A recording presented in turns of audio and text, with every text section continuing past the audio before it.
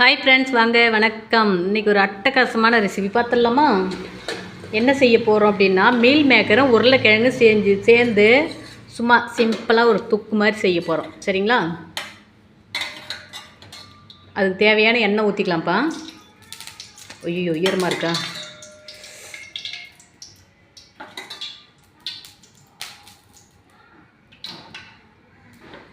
போதும். நம்ம எவ்வளோ செய்கிறோமோ அதுக்கு தகுந்த மாதிரி எண்ணெய் ஊற்றிக்கலாம். எண்ணெய் காஞ்சிச்சுப்பா, கடுகு போட்டுக்கலாம். சும்மா பார்த்திங்கன்னா ஒரு 4 பட்டை கிராமு சும்மா துளியோண்டு, உங்களுக்கு வேண்டாம்னா அவாய்ட் பண்ணிடலாம். அது வெடிக்கும், பார்த்து போடுங்க.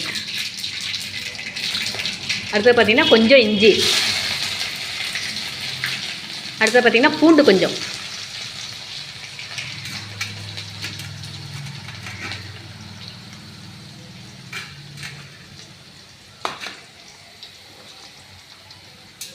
கொஞ்சமாக சோம்புப்பா. உங்களுக்கு சோம்பு பட்டை கிராம்பு வேண்டாம் அப்படின்னா விட்டுடலாம். சின்ன வெங்காயம் கொஞ்சம்.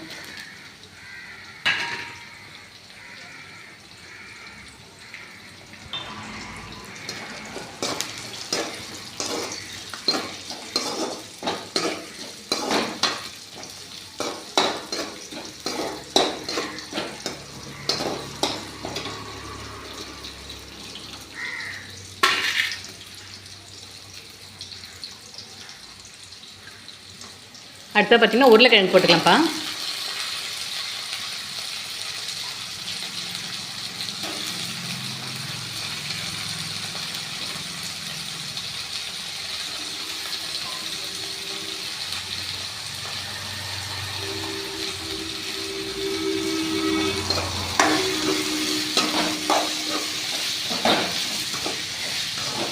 நல்லா கொஞ்சம் நேரம் உருளைக்கிழங்கு மட்டும் எண்ணெயில் நல்லா வணங்கட்டும்.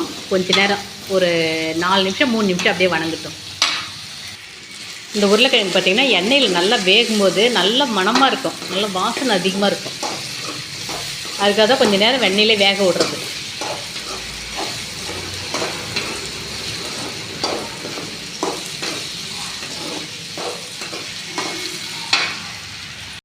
பார்த்திங்கன்னா ஒரு 3 நிமிஷம் இருக்குது வெந்து நல்லா எண்ணெயில் வணங்கிடுச்சு.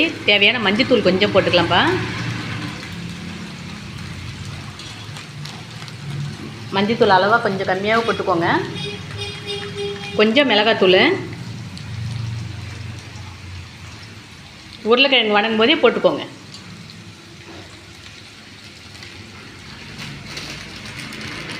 அதிலே சேர்த்து கையோட சிக்கன் பொடி கொஞ்சம்.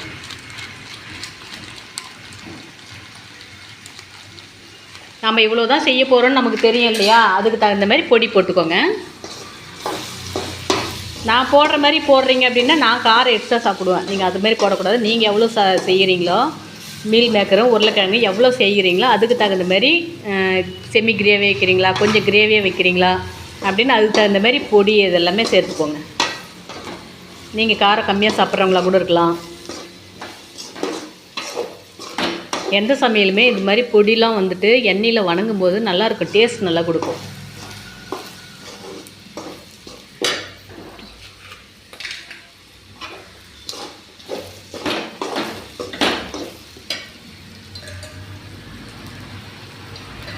நான் பார்த்திங்கன்னா இன்னும் கொஞ்சம் உண்டு, நான் இன்னும் கொஞ்சம் எண்ணெய் சேர்த்து போட்டுக்கிறேன்ப்பா. உங்களுக்கு வேணா போட்டுக்கோங்க, வேணான்னா பிரச்சனை இல்லை. இது நான் குடியிருக்கிற இடம் வந்து மெயின் ரோடு, அதனால் கொஞ்சம் ஆறுன சத்தம் அப்படி இப்படி கொஞ்சம் டிஸ்டர்பன்ஸாக தான் இருக்கும். அப்படியே அட்ஜஸ்ட் பண்ணிக்கோங்க, வேறு வழி இல்லை. எங்கள் வீடெல்லாம் கொஞ்சம் எல்லாம் ரொம்ப டேமேஜ் ஆகிடுச்சு, அதனால் வாடகை வீட்டுக்கு வந்துட்டோம். வீடு கிடச்சிது பார்த்திங்கன்னா மெயின் ரோட்டில், அதனால் கொஞ்சம் வண்டி சவுண்டு அப்படி இப்படின்னு நிறையா இருக்க தான் செய்யும். சரிங்களா? இப்போ இதோடு பார்த்திங்கன்னா இந்த மீல் மேக்கர் கொட்டிக்கலாம்ப்பா. அந்த மீல் மேக்கர் வந்து பார்த்திங்கன்னா நான் சுடுதண்ணி வச்சு அதில் கொட்டி ஒரு 10 நிமிஷம் கழித்து நல்லா ஆறுனதுக்கப்புறம் நல்லா தண்ணி இல்லாமல் பிசைஞ்சிட்டு எடுத்து வச்சுக்கிறேன். சரிங்களா? நான் எப்பயுமே சுடுதண்ணி இல்லைன்னா ஒரு கொதியே விட்டுருவேன். அந்தளவுக்கு இதிலே நல்லா வெந்து போயிடும் ஒரு கொதி விடுறதுல. இதை கொட்டி நல்லா கிளறுவோம். இதோடு பார்த்திங்கன்னா தக்காளி கொட்டிக்கலாம்ப்பா. தக்காளி வந்து ஃபஸ்ட்லேயே கொட்டினோம்னா எண்ணெயில் வந்து அந்த மீல் மேக்கரோ அந்த பொடியோ உருளைக்கிழங்கோ வேகாது. சரிங்களா? அதனால தான் நான் லாஸ்ட்டில் தக்காளி போடுறேன். இதோடு பார்த்தீங்கன்னா கொஞ்சமாக லைட்டாக தண்ணி ஊற்றிக்கலாம்ப்பா. கொஞ்சமாக ஊற்றி ஃபஸ்ட்டு கிளறி விடுங்க.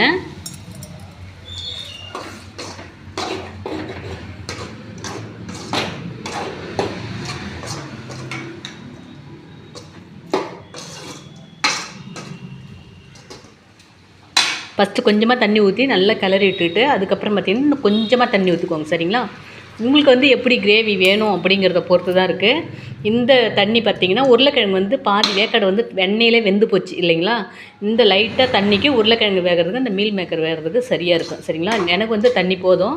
நீங்கள் வந்து கொஞ்சம் எக்ஸ்ட்ரா வேணும் அப்படின்னா இன்னும் கொஞ்சம் ஊற்றிக்கோங்க. தளன்னு இருந்ததுன்னா சப்பாத்தி, புரோட்டாக்கு, தோசைக்கு, இட்லிக்கு நல்ல சைடிஷ் சூப்பராக இருக்கும். சரிங்களா? நல்லா அதுவே கொதிக்கிட்டோம். இப்போ இந்த பதத்தில் பார்த்திங்கன்னா உப்பு போட்டுக்கலாம்ப்பா. நான் அப்படியே போட்டிருக்கணும், மறந்துட்டேன். நான் உப்பு போடுறதுக்கே மறந்துட்டேன் பாருங்கள். உப்பு போட்டு கிளறிக்கலாம். இந்த உப்பு போட்டு நல்லா கிளறிட்டு டேஸ்ட் எப்படி இருக்குதுன்னு பார்த்துக்கோங்க. உப்பு கம்மியாக இருந்தால் உப்பு போட்டுக்கோங்க. காரம் கம்மியாக இருந்தால் மிளகாத்தூள் போட்டாலும் சிக்கன் பொடி போட்டாலும் கொஞ்சம் போட்டுக்கோங்கப்பா.